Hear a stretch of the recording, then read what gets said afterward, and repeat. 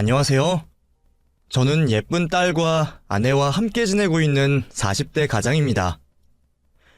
저는 누구보다 제 가족이 중요한 사람인데요. 가족은 제게 전부나 다름없고 가족이 있기에 제가 있다고 생각하는 사람입니다. 저는 늘 가족을 위해서라면 뭐든지 할 수 있다고 생각하고 살았고, 그래서 힘들어도 지쳐도 가족만 보면 버틸 수 있었습니다. 하지만 가족이라는 탈을 쓰고 가정의 평화를 깨트리려 하는 사람도 있더군요. 그게 다름 아닌 저희 장모님이었습니다. 이제는 장모라는 말도 하고 싶지 않을 정도로 치가 떨리는 사람이지만, 그래도 제 아내를 낳아주신 분이기에 한때는 저도 감사한 마음이 있었습니다.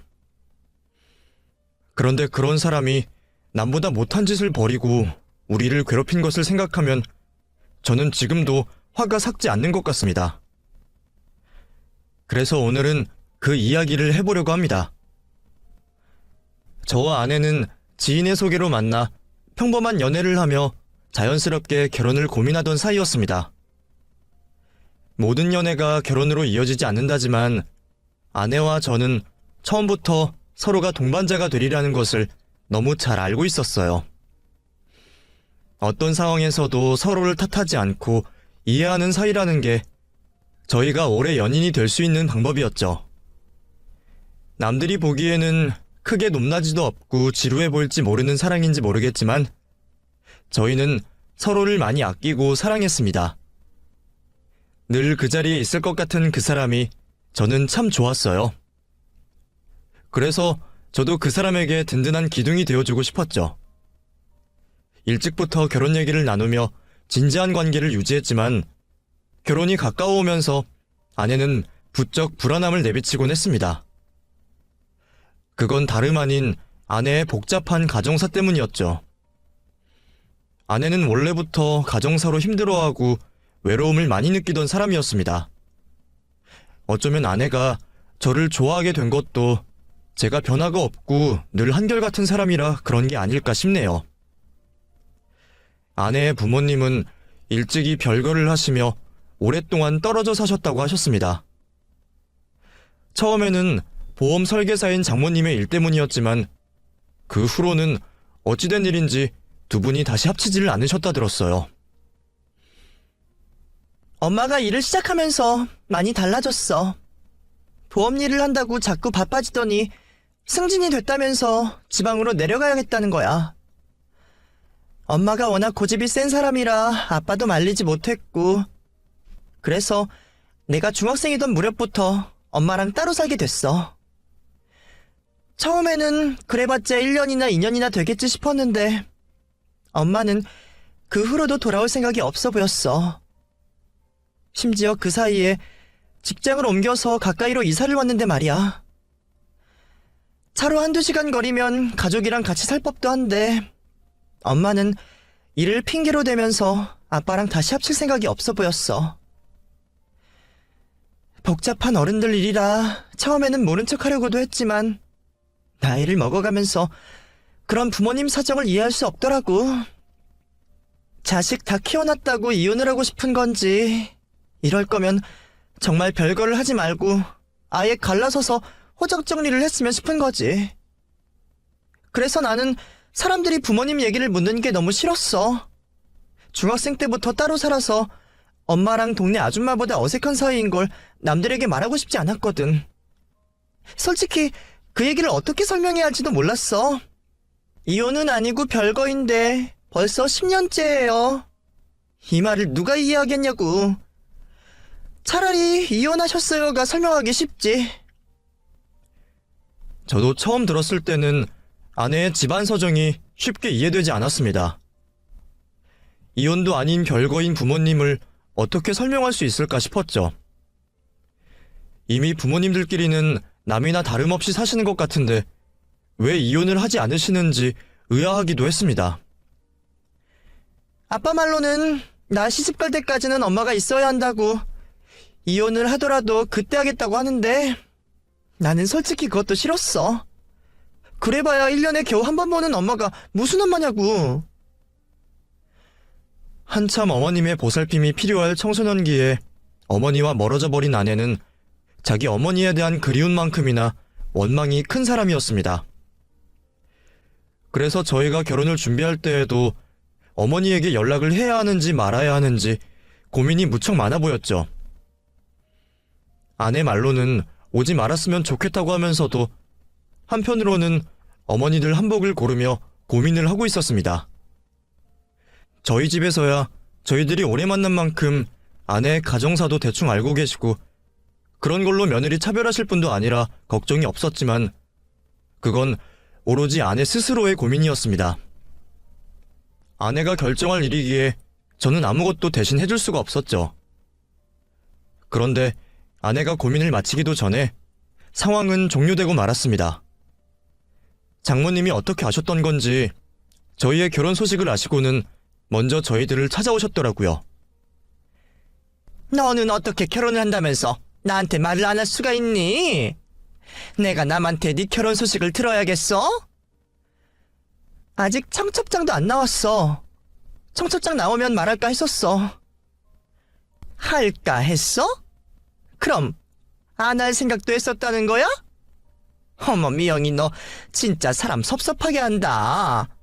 네가 엄마가 없는 것도 아니고 내가 멀리 사는 것도 아닌데 그런 고민을 뭐하러 해? 딸 결혼하는데 꼭 참석해야지. 그래서 벌써 상견례까지 끝내고 청첩장 고르고 있는 거야? 사위 될 사람 소개도 안 시키고? 엄마, 우리 솔직해지자. 우리가 웃으면서 그런 얘기할 사이는 아니잖아. 그동안 우리가 뭐 얼마나 가깝게 지냈다고 이제 와서 갑자기 친한 척이야? 엄마 말대로 멀리 사는 것도 아니면서 우리가 1년에 뭐 몇 번이나 봤는데?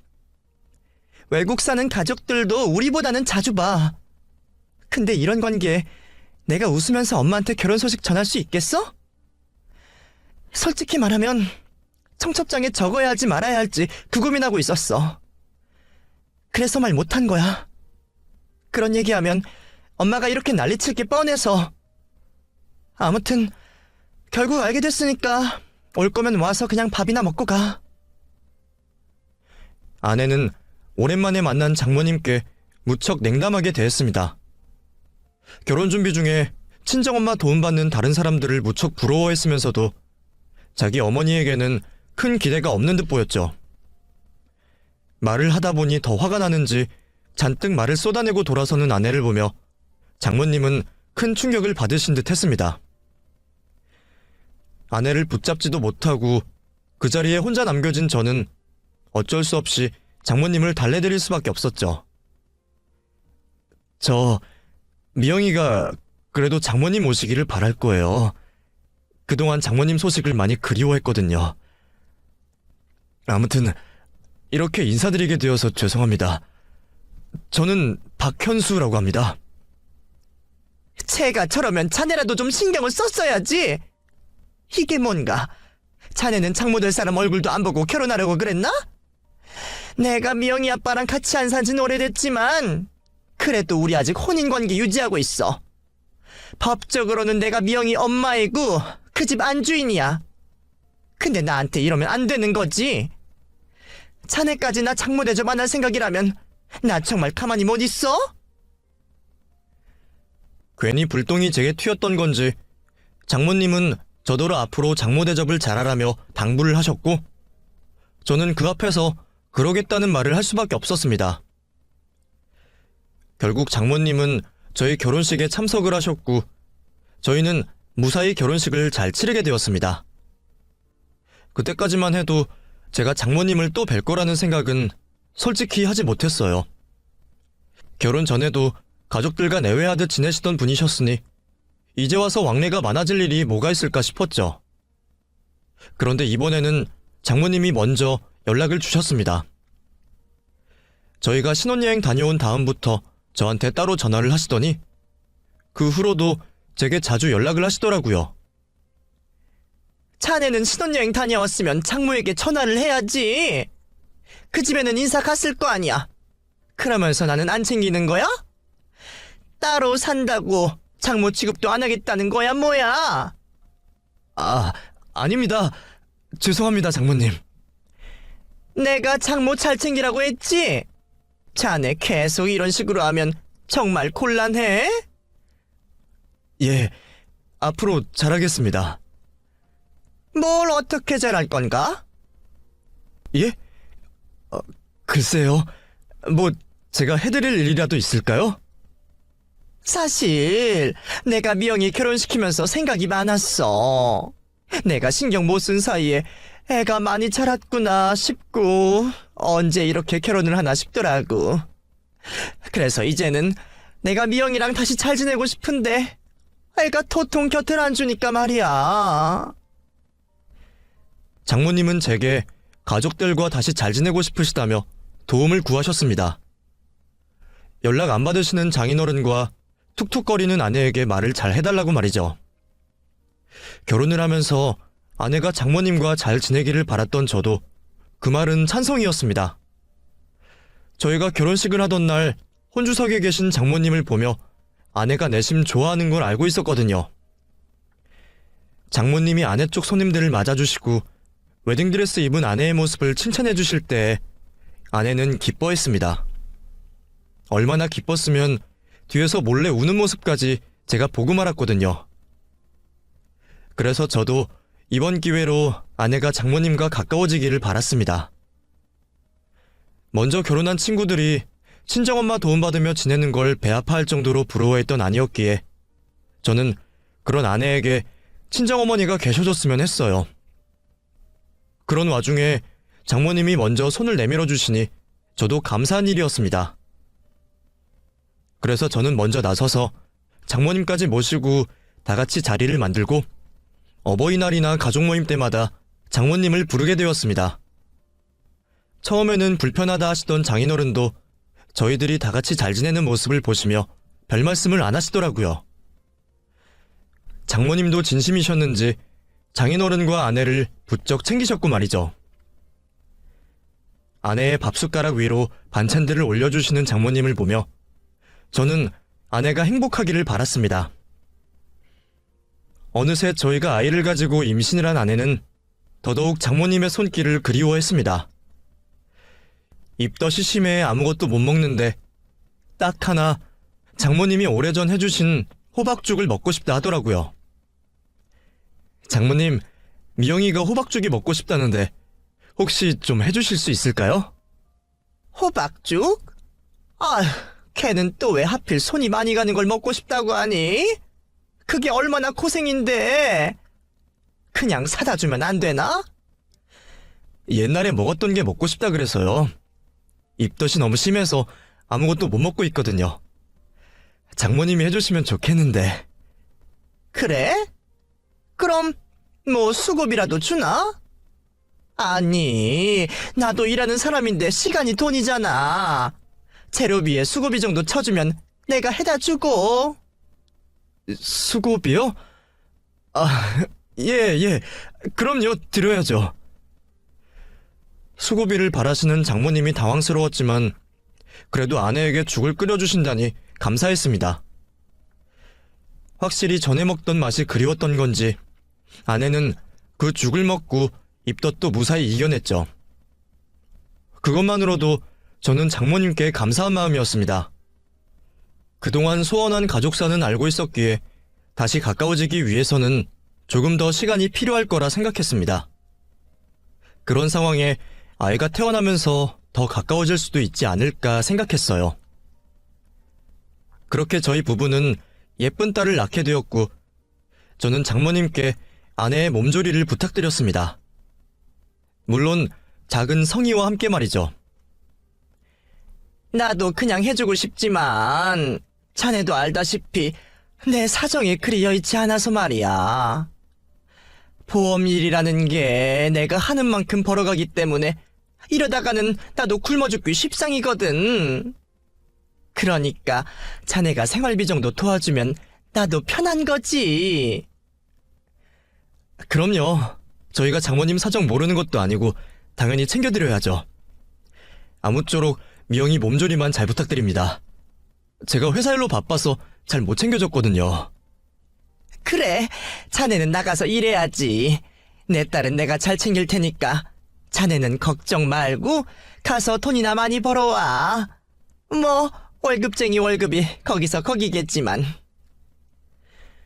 장모님 말씀처럼 저는 평범한 월급쟁이라 장모님께 매번 수고비를 챙겨드리는 게 쉬운 일은 아니었습니다.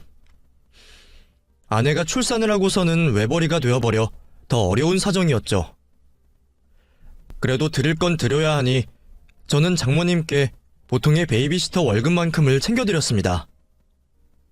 적지 않은 돈이 크게 느껴졌지만 그래도 친정엄마에게 도움받아 좋다는 아내를 보며 아무것도 아깝지 않았어요. 저는 아내의 웃음을 보며 모든 게 좋아질 거라 생각했습니다. 그러다 갑자기 장인어른께서 문제가 생기셨습니다. 평소 건강 하나는 자부하신다며 병원 한번 안 가시던 장인어른이 갑자기 쓰러지고 마셨던 거죠. 몇 달 전부터 부쩍 몸이 안 좋아 보이기는 하셨지만 설마 이런 일이 벌어질 줄은 몰랐습니다. 장인어른이 워낙 고집이 있으셔서 병원에 모시고 간다는 저희의 말을 자꾸 거부하셨거든요. 아무리 그렇게 고집을 피우신다고 해도 억지로라도 끌고 갔어야 하는데 미리 병원에 모시지 않은 게 실수였던 건지 장인어른은 혼자 계시다가 쓰러지시는 바람에 상태가 악화되고 마셨습니다. 그 후로는 완전히 와병 생활을 하게 되셨죠. 갑작스러운 장인어른의 상황에 저희 식구도 걱정이 많았습니다. 당장 장인어른도 걱정이었지만 병원비가 가장 큰 걱정이었죠. 그래서 저는 일을 늘릴 수밖에 없었습니다. 가뜩이나 아이가 태어나고 외벌이에 생활비가 빠듯해졌는데 그 월급에서 장인어른 병원비까지 감당하기가 벅찼거든요. 뭐라도 해야 가족을 살리겠다 싶은 생각에 저는 퇴근 후 매일 밤마다 대리운전을 다니기 시작했습니다. 주말에도 일을 하고 밤낮 없이 일을 할 수밖에 없었죠. 아내는 당연히 그런 제 건강을 걱정했지만 다행히 잠도 별로 없고 건강 체질인 탓에 충분히 할 수 있을 것 같았습니다. 그날도 저는 평소처럼 대리운전 콜을 기다리고 있었습니다. 늦은 밤이었지만 술자리 약속이 별로 없는 평일이라 그런지 대리운전을 찾는 손님은 그리 많지 않았었습니다. 그래도 운이 좋게 끊기지 않고 건수를 잡을 수 있었고 덕분에 저는 오랜만에 기분이 좋았네요. 투잡으로 대리운전 일을 시작한 지 1년이 넘었는데도 오늘같이 꾸준한 날은 별로 없었기에 매일이 오늘만 같아도 돈 걱정은 없겠다 싶을 정도였죠. 그러던 중 또 콜 하나가 잡혔는데 저는 익숙한 주소에 깜짝 놀라고 말았습니다. 출발지는 제가 있는 곳 근처의 술집이었지만 도착지가 제가 아는 곳이었거든요. 처음에는 잘못 봤나 싶어 몇 번이나 확인을 해봤지만 그곳은 장모님이 지내시는 곳의 집 주소였습니다. 자주 가보지도 못한 집 주소를 어떻게 알고 있냐 싶으시겠지만 그동안 장모님 집으로 택배를 자주 보냈었고 불과 한 달 전에도 장모님의 부탁으로 그 주소로 쌀을 시켜드렸기에 제가 그 주소를 기억하지 못할 수가 없었습니다. 벌이가 있고 혼자 사시는데도 형편이 안 좋으신지 저희에게 자주 생필품 부탁을 하시기에 당장 주문 내용 몇 개만 뒤져봐도 그 주소는 확실히 알 수 있었거든요. 그 집은 장모님 댁이 확실한데 대체 누가 그 콜을 부르셨나 싶었죠. 혹시나 장모님일까 생각을 해봤지만 번호는 장모님의 번호가 아니었죠. 그렇다고 장모님께서 당장 한 달 사이에 이사를 가셨을 리도 없을 텐데 말이에요. 뭔가 이상한 생각이 들었던 저는 그 콜을 잡았고 콜을 부르신 손님을 보게 되었습니다. 혹시나 아내의 먼 친척이나 지인일까 하는 생각도 해봤지만 역시나 그 손님은 제가 생전 처음 뵙는 분이었습니다. 나이대는 50대 후반에서 60대 초반 정도로 아마 장모님보다는 어리게 보였죠. 장모님의 손님이실까 하는 생각도 했지만 이 시간에 술을 마시고 그 집에 갈 만한 사람이 있는지 아무리 생각해봐도 도통 생각이 들지 않았고 혼자 사시는 장모님 댁으로 주소를 찍은 그 손님의 정체를 알아야겠다 싶었던 저는 필연적으로 그 손님을 모실 수밖에 없었습니다. 딱 봐도 몸도 가누기 힘들 정도로 취해 보이는 것이 혹시 옆집이나 근처 주소를 잘못 찍었을 수도 있겠다는 생각은 했거든요. 그렇게 저는 손님을 태우며 그 손님을 찬찬히 살펴보게 되었습니다. 그러고 보니 장모님의 집 주소가 아니더라도 그 손님도 특이해 보이긴 했었죠. 손님의 차는 연식도 꽤 되어 보이는 비싸지 않은 국산차였는데 제가 손님을 모시러 간 곳은 강남에서도 비싸기로 유명한 술집이었으니 말입니다. 저도 그쪽으로 몇 번 대리일을 하러 가봤었지만 그때마다 매번 고급 외제차를 몰아야 했습니다. 남의 차를 운전하는 일을 하다 보면 늘 차에 손상이 갈까 조심스럽기 마련이기에 매번 그 가게를 찾을 때마다 부담스러운 마음을 지울 수가 없었죠.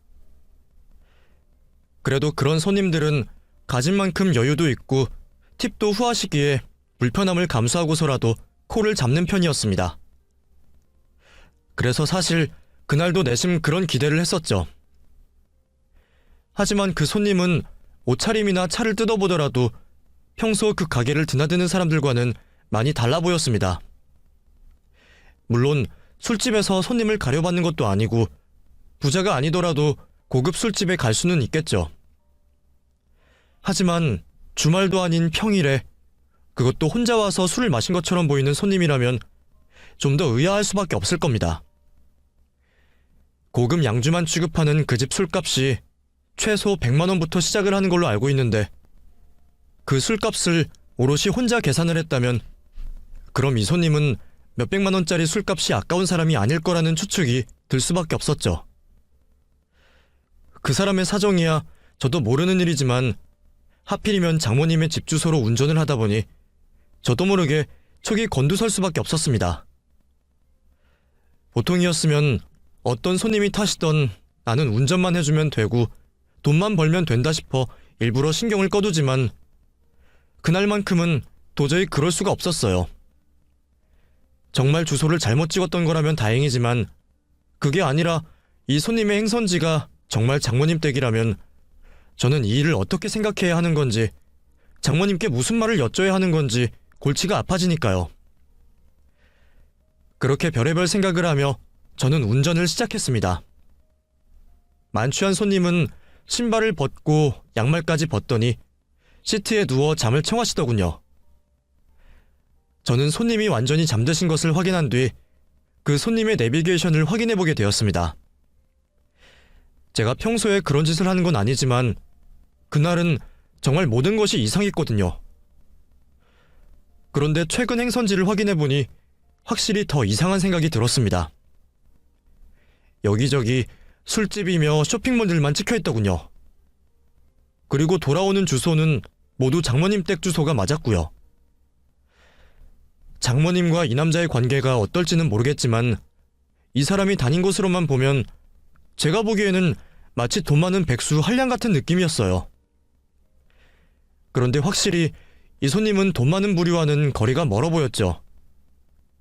그렇다면 로또라도 되지 않고서야 이런 생활을 할 수 있는지 저는 머릿속이 더 복잡해지기 시작했습니다.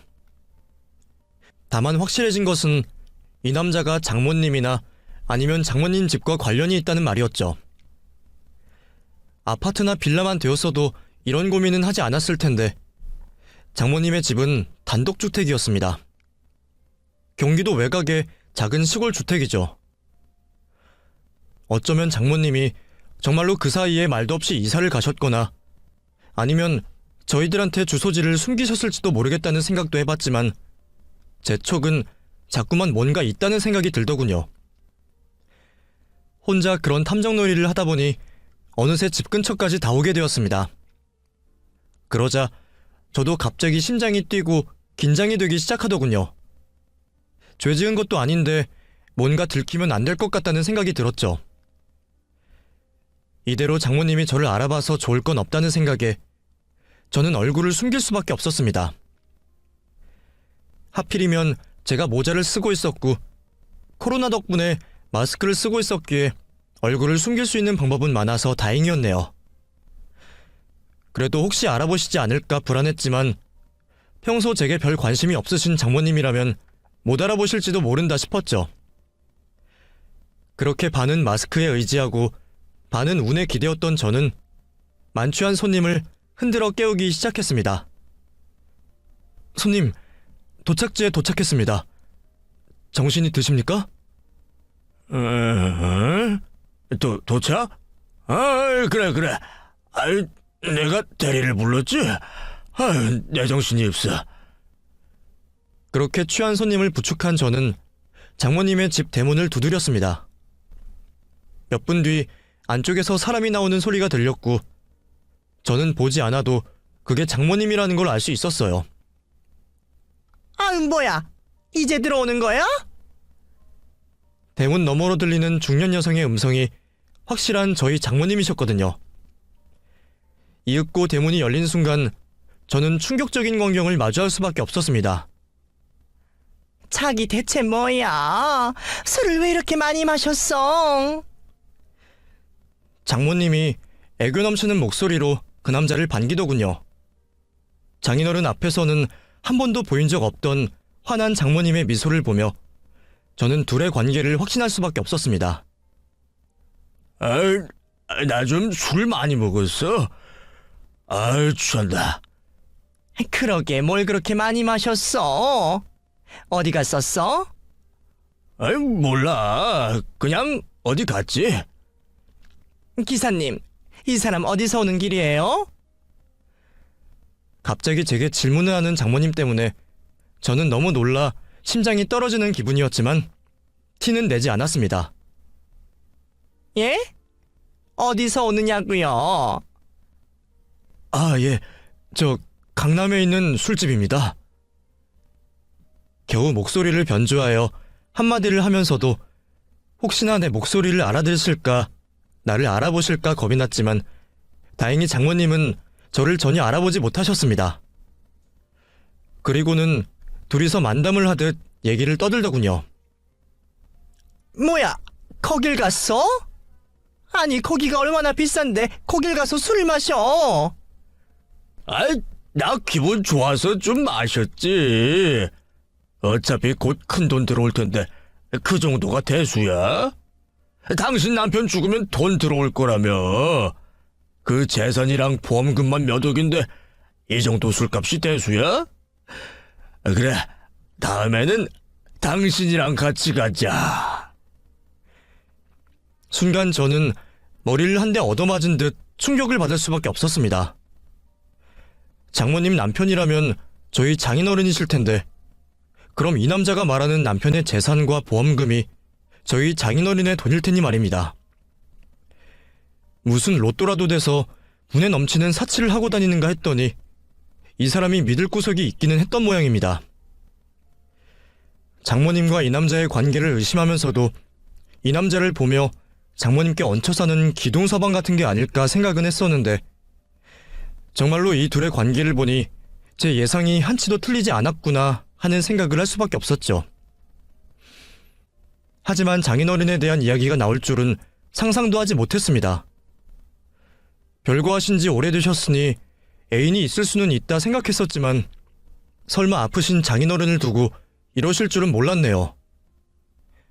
바빠서 간병도 못 도와주신다던 분이 애인과 이런 시간을 즐기고 있을 줄은 몰랐기에 저는 장모님의 이중 생활에 큰 충격을 받을 수밖에 없었죠. 하지만 더 놀라운 일은 장인어른의 이야기였습니다. 장인어른이 돌아가시면 유산이야 조금 있겠지만 보험금이라니 그건 또 무슨 이야기인가 싶었죠. 저희가 알기로 장인어른 앞으로 사망보상은 없는 걸로 알고 있었거든요. 모든 것이 혼란스러웠던 저는 서둘러 그 자리를 피할 수밖에 없었습니다. 아니나 다를까 장모님이 혹시나 싶었는지 제 앞에서 그 남자의 입단속을 시키는 걸 보니 그 얘기를 듣고 있던 게 저라는 게 밝혀지면 장모님이 가만히 있지 않을 것 같다는 생각이 들었어요. 그래서 저는 정체를 들키기 전에 서둘러 자리를 뜨는 수밖에 없었습니다. 그럼 저는 가보겠습니다. 감사합니다. 다행인지 저를 끝까지 알아차리지 못하는 장모님 덕분에 저는 아무런 위험 없이 그 집을 벗어날 수 있었습니다. 그리고 한참 동안 쉬지 않고 뛰어서 그 동네를 벗어나게 되었죠.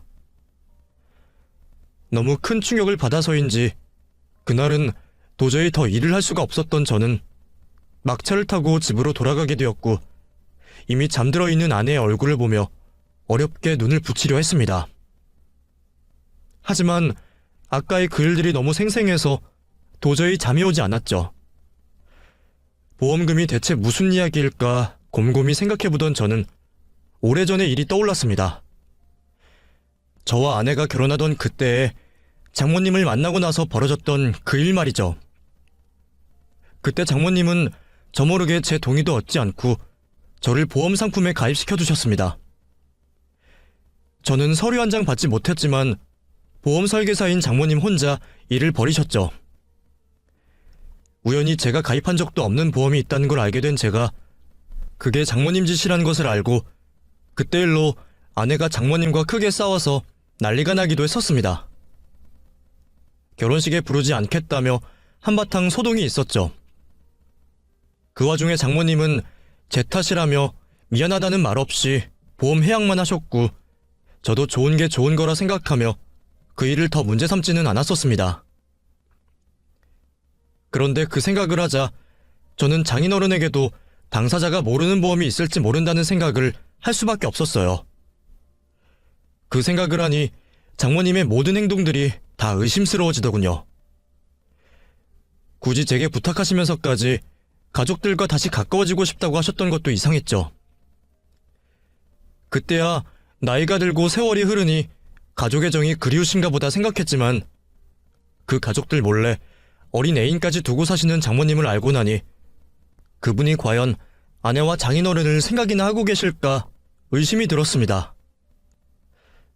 그날 밤새도록 저는 그 고민에 잠을 이루지 못했습니다. 누구보다 빨리 아내에게 상황을 알려야 한다는 걸 알면서도 그 일로 또다시 어머니에게 상처를 받게 될 아내의 걱정에 쉽게 입이 떨어지지 않았어요.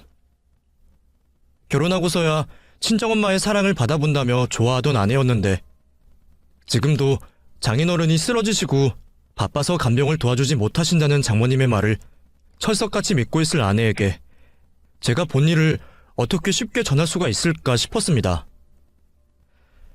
출근을 해서도 하루 종일 고민만 하다가 일도 손에 잡히지 않고 이럴 거면 그냥 빨리 얘기를 하는 게 낫다 싶었죠. 결국 저는 회사에 반차까지 내고 집으로 다시 돌아올 수밖에 없었습니다. 어머, 당신 이 시간에 웬일이야? 근처로 외근이라도 나온 거야? 아니야, 나 오늘 반차 썼어. 반차? 반차는 왜? 어디 아픈 거야? 아니, 그게 아니라 당신한테 꼭 해야 할 이야기가 있어서. 얘기를 할 거면 퇴근하고 저녁에 하면 되지. 뭐하러 반차까지 냈어? 고민하다 보니 머리 아파서 일이 되지도 않고 당신한테 얘기할 거면 조금이라도 일찍 얘기해야 할 것 같아서. 심각한 얘기야? 무슨 얘기인데 이렇게 심각해? 나 좀 걱정되려고 그러네? 당신 뭐 빚이라도 진 거야? 그게 아니라 나 사실 어제 장모님 댁에 다녀왔어. 어제? 어젯밤에? 왜? 엄마한테 무슨 일 있대? 그게 아니라 그쪽으로 대리운전 콜이 잡혔거든. 내가 어제 마지막 손님으로 중년 남자 한 분을 태웠어. 그 손님이 이상하게 장모님 주소로 콜을 잡았더라고. 처음에는 손님이 주소를 잘못 찍었나, 친척인가, 아니면 장모님이 이사를 가셨을까 별 생각을 다 했는데 가고 봤더니 장모님이랑 그 남자랑 아는 사이인 거야. 제가 거기까지 이야기를 했을 때 아내는 얼굴이 구겨지며 충격을 받으면서도 담담한 척 말을 했습니다. 엄마 애인이었구나. 그래, 뭐 그럴 수 있다는 생각은 했어. 엄마 아빠 둘이 말이 별거지 남이나 다름없잖아. 아내 역시 저처럼 장모님이 호적상 남편을 두고 바람을 폈을지 모른다는 생각을 해보기는 했던 모양입니다. 그래도 재결합할 것처럼 굴길래 이제는 뭔가 좀 달라졌나 했더니 결국 그랬구나. 하긴 바쁘다는 핑계로 아픈 아빠 한 번 찾아오지 않는 걸 보면서 나도 이상하다 싶기는 했어. 언제는 아빠랑 다시 잘해보고 싶다고 그러더니 아빠 아프니까 갑자기 다시 멀어졌잖아. 그래서 생각을 하기는 했지만 정말 괘씸하네. 그렇다고 뭐 내가 엄마 인생을 종용할 것도 아니고 앞으로 각자 인생 살면 되는 거지. 나는 아빠만 무사하면 그만이야. 근데 여보, 그게 문제가 아니야. 내가 거기서 정말 충격적인 이야기를 들었거든? 장모님이랑 그 남자가 아무래도 장인어른 재산에 욕심을 내는 것 같아. 장인어른 앞으로 보험이 있다는 얘기도 들었거든. 저는 최대한 아내가 충격을 덜 받기를 바라며 조심스럽게 어제 했던 이야기를 전하게 되었습니다. 제가 장모님 집으로 콜을 받고 당황했던 것부터 내비게이션에 찍혀있던 주소들과 사치의 흔적들, 그리고 얼굴을 가리고 그 집 대문을 열고 그들이 나눈 대화를 들은 것을 전하며 저는 짐작이지만 제가 생각하는 의심을 아내에게 이야기했습니다. 전에 장모님이 내 동의 없이 보험 들었던 거 기억나? 그때 당신이 장모님 결혼식에 안 부를 거라고 싸우고 그랬었잖아. 그때도 장모님이 그러셨는데 그럼 2번도 가능하지 않을까? 어쩐지 사실 전에 엄마가 아빠한테 보험 가입하라고 얘기를 꺼낸 적이 있었어. 당연히 아빠는 보험 같은 거 뭐 필요하냐고 됐다 그랬지만 엄마가 엄청 끈질기게 얘기를 했었거든. 죽으면 자식한테 물려줄 돈은 있어야 하지 않겠냐고 그러는 소리를 내가 듣고서 나도 아빠 죽고 받는 돈 필요 없다고 막 화를 냈었어. 그래서 이야기는 더 못했지만 그 얘기만 봐도 엄마가 무슨 생각이 있기는 했다 싶었지. 제가 몰라서 그랬지 그 전에 이미 보험 얘기로 식구들 간에 다툼이 있었던 모양이었습니다. 장인어른 성격에 보험을 들려고 하셨어도 장모님에게 들지는 않으셨을 테고 아내 역시 사망보험금 운운하는 장모님께 동의하지 않았을 겁니다. 그래서였을까 장모님이 혼자 그런 일을 벌였을 수도 있겠다는 생각이 들었죠. 결국 저희는 아버님 앞으로 들어있는 보험을 확인하기 위해 알아보기 시작했습니다. 그리고 정말로 장인어른 앞으로 보험이 들어있다는 사실을 알게 되었죠. 그런데 이상하게도 그 보험은 보통의 보험들과 많이 달랐습니다. 실질적인 질병으로 보상받을 확률은 현저히 적은데 사망 시에 나오는 보험금만 큰 사망보험이더라고요. 그걸 보면 처음부터 가입할 때 사망보험을 탈 작정으로 가입이 되어 있다는 게 확실해 보였습니다. 심지어 가입 시기를 보니 장인어른이 쓰러지기 몇 달 전인 것으로 보아 장인어른의 건강이 나빠지는 걸 보고 보험을 가입시킨 게 아니었을까 싶은 생각이 들었습니다. 가족들도 아무도 모르고 당사자도 모르고 있던 보험을 누가 가입시켰을까 하는 것은 찾아보지 않아도 확실한 일이었지만 역시나 범인은 장모님이셨네요. 그리고 그 보험의 수혜자 역시 장모님이셨습니다. 그 사실에 저희 부부는 소름이 돋았습니다. 대체 뭘 원해서 이런 일을 벌였을지 가족들 몰래 이런 일을 꾸민 장모님이 무서워지기까지 했죠. 뒤늦게 사실을 알게 된 저희는 상황을 해결해보려 노력했지만 장인어른이 저렇게 누워 계신 상황에서는 할 수 있는 일이 아무것도 없었습니다. 죄다 본인이 직접 하지 않으면 안 된다는 말뿐이라 직계가족인 딸조차도 할 수 있는 일이 없더라고요. 그렇게 알아다니다 보니 저희들은 더 무서운 일을 알게 되었습니다. 장인어른이 언제 회복하실지도 모르는 이 상황에 지금 당장 보험금만이 문제가 아니라는 것을 말이에요. 엄마 아빠가 아직도 혼인관계잖아. 그럼 아빠가 죽고 나면 엄마가 아빠 재산을 받게 된대. 심지어 나보다 많이. 뭐? 아니, 제대로 된 혼인관계도 아니고 서류상으로만 부부인데 그런 게 어디 있어? 법이 그렇대. 별거 중이던 재혼이던 일단 법적으로 부부라면 배우자가 1.5의 재산을 가져간다는 거야. 자식들은 일식 받게 되고. 그러니까 아빠가 이러다가 갑자기 돌아가시기라도 하면 나는 엄마한테 아빠 재산을 더 많이 내줘야 하는 거야. 거기다가 아빠 앞으로 들어있다는 사망보험까지. 엄마가 들은 거라 아빠 동의 없이 해지도 못 시킨다고 이러는데 이걸 어떻게 해? 그제서야 저는 혼인관계를 끝까지 유지하려 하셨던 장모의 큰 그림을 깨달을 수밖에 없었습니다. 법적으로 혼인관계인 장모님이 계신 이상 자식인 저희는 장인어른 대신 어떤 것도 할 수가 없었어요. 이대로라면 정말 아내 말대로 장인어른에게 아무 도움도 되지 못한 장모님 혼자 욕심을 챙기게 되는 일이었습니다. 돈도 돈이었지만 그보다는 사람 마음 문제였죠. 나 엄마가 아빠 돈 가져가는 꼴은 못 봐. 아빠 목숨값 받아가는 것도 못 보고. 차라리 그 돈 다 버리면 버렸지. 그 여자가 아빠 덕에 잘 먹고 잘 사는 일은 절대 못 보겠어.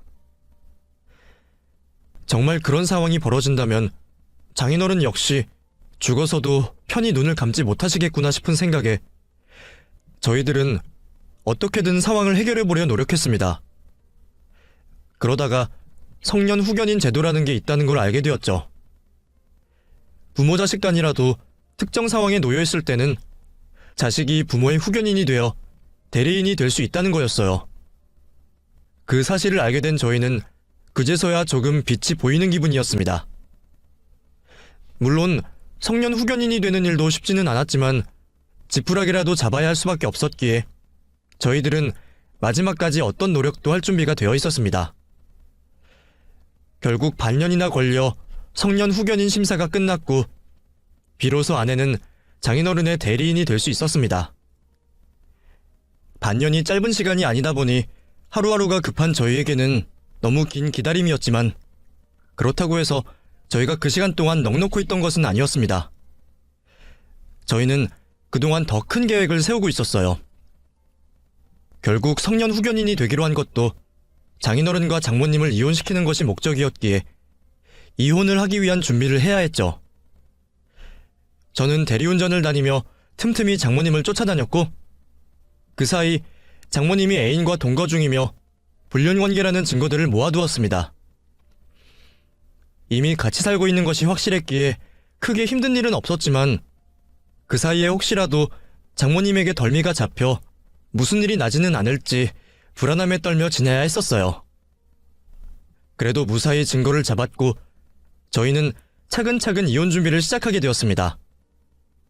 어쩌면 장모님이 애인을 만드신 것이 정말 신의 한 수였습니다. 아무리 성년 후견인이 된다 해도 대리인이 이혼 소송을 하기가 쉬운 일은 아닌데 이럴 경우 확실히 이혼 성립이 될 수 있는 요건들이 중요하다고 하더군요. 그 중에서 가장 쉬운 방법이 바로 배우자의 외도였습니다. 장모님의 외도 정황만 확실하면 일은 쉽게 풀릴 수 있기에 저희는 그제서야 조금 불안한 마음을 내려놓을 수 있었죠. 덕분에 지난 반년간 아내와 저는 정말 정신없이 지내야만 했습니다. 아내는 누워 계시는 장인어른 챙기면서 성년 후견인 일로 여기저기 뛰어다녔고 저는 혼자 돈 벌러 다니면서 장모님의 뒤를 캐고 다녔죠. 그전에도 장인어른 병원비 때문에 대리운전까지 하며 버거운 삶을 살았으니 일이 늘어서 더 바빠진 건 당연한 일이었습니다. 그래도 제 가족 일이니 당연하다 생각했는데 아내는 그게 늘 마음에 걸렸던 모양이었어요. 당신 요즘 일하랴 이런 거 알아보랴 힘들지? 괜히 복잡한 우리 집 일에 끼어들어서 당신까지 힘들게 해서 미안해. 당신이 나 때문에 너무 고생이 많은 것 같아. 나 말고 다른 여자 만났으면 걱정 없이 살았을 텐데. 무슨 그런 소리를 하고 있어. 부부 일심동체 몰라? 그리고 장인어른 일이 왜 남의 일이야. 내 아버지 같은 분이신데. 내가 하고 싶어서 하는 일이니까 당신은 두 번 다시 그런 소리 하지 마. 그래도 저희들은 서로가 있었기에 여느 때처럼 힘든 이 시기를 잘 이겨낼 수 있지 않았나 싶었습니다. 아무리 힘들고 슬퍼도 위로해줄 서로가 있었으니까요. 그래서 저는 더더욱 장모님을 이해할 수 없었습니다. 가정을 꾸리고 책임을 지는 일 없이 자기 멋대로 살더니 가장 힘들고 취약할 때 이런 식으로 가정을 이용하려 하다니 말이죠. 애인 만들고 가족 등쳐먹을 생각을 하는 장모님을 떠올리면 저는 장모님이 원망스럽기만 했습니다. 그래서 꼭 법이 저희의 편이었으면 좋겠다고 생각했죠. 결국 모든 준비가 끝이 나고 저희는 곧바로 이혼 소송을 걸게 되었습니다. 아마 장모님은 이혼 소송장이 날라올 거라고는 상상도 하지 못하셨겠죠. 누워 계신 장인어른이 갑자기 벌떡 일어나실 일은 없으니까요. 그렇게 법정에서야 다시 만난 장모님은 저희가 벌인 일을 보며 경악을 금치 못하셨습니다. 네가 어떻게 이럴 수가 있어? 네 아버지도 가만히 있는데 니들이 뭐라고 우리를 이혼시킨다는 거야? 아빠가 멀쩡했으면 엄마도 큰일 났을 거야. 엄마가 아빠 앞으로 보험 들어놓고 불륜 저지르고 다닌 거 보고 가만히 있었겠어? 불륜이라니. 너 말 조심해라.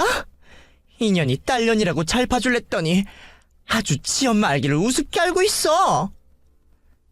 엄마야말로 나를 딸로 생각한 적이나 있었어? 그동안 엄마가 나한테 어떤 엄마였는지 이제는 너무 잘 알아. 뭐? 낳아준 것만으로 감사하게 생각해야지. 이게 지금 어디서 소리를 질러?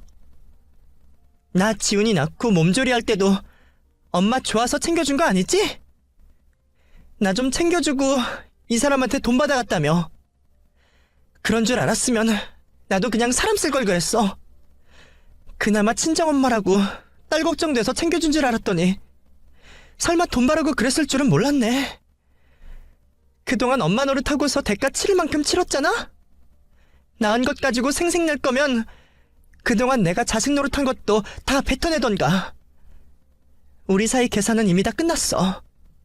그러니까 이제 아빠 등쳐먹을 생각하지 말고 제발 꺼져줘. 하고 싶은 말을 다 뱉은 아내는 조금은 개운해 보였습니다. 그리고 조금은 슬퍼 보였죠. 누구보다도 친정엄마의 정을 그리워했을 아내였기에 오만정이 떨어진 지금에도 씁쓸한 마음은 어쩔 수 없을 겁니다. 그걸 잘 알고 있던 저는 그저 말없이 아내를 위로할 수밖에 없었네요. 그래도 다행히 법은 저희의 손을 들어주었습니다. 이혼 소송은 다른 변수 없이 잘 끝이 났고 아내는 끝까지 장모님에게 받아낼 것을 받아내겠다며 상간남 소송까지 진행을 했습니다. 상황이 워낙 특수하다 보니 어려울 거라 생각했지만 혼인관계를 유지하며 불륜을 저지르는 건 역시나 잘못이었는지 이번에도 저희가 이겼네요. 저희들에게 제대로 뒤통수를 맞은 장모님은 저희를 가만히 두지 않겠다고 난리였지만 이번에도 아내는 참지 않았습니다. 아내는 장인어른 앞으로 들어있던 보험을 해지하며 그 과정을 보험사에 전달했습니다. 장모님이 남의 신원정보를 도용해서 불법으로 보험금을 편취하려 했다는 거였죠. 그래서 결국 장모님은 보험사에서 잘리게 되었다고 들었습니다. 그리고 들어있던 보험도 없는 일이 되며 그동안 장인어른 모르게 자동 납입되었던 돈도 전부 돌려받았죠. 솔직히 보험에 관련해서는 저희들도 고민이 많았습니다. 수혜자만 바꾸면 저희가 이득을 볼 수도 있었거든요. 사실 수억이라는 돈이 적은 돈은 아니기에 탐이 날 법도 했지만 장인어른이 직접 들어두신 것도 아니고 장인어른의 목숨과 바꾼 돈을 받고 싶지는 않다는 아내의 말에 저도 동의했습니다. 저희야 누구보다 장인어른이 다시 일어나시기를 바라는 사람들이고 그 돈이야 없어도 열심히 살면 그만이니까요. 그렇게 일은 잘 마무리가 되었고 저희는 여전히 장인어른을 돌보며 지내고 있고 앞으로도 잘 지내려 합니다. 그럼 제 이야기를 들어주신 여러분께 인사를 드리며 이야기를 마치겠습니다. 감사합니다.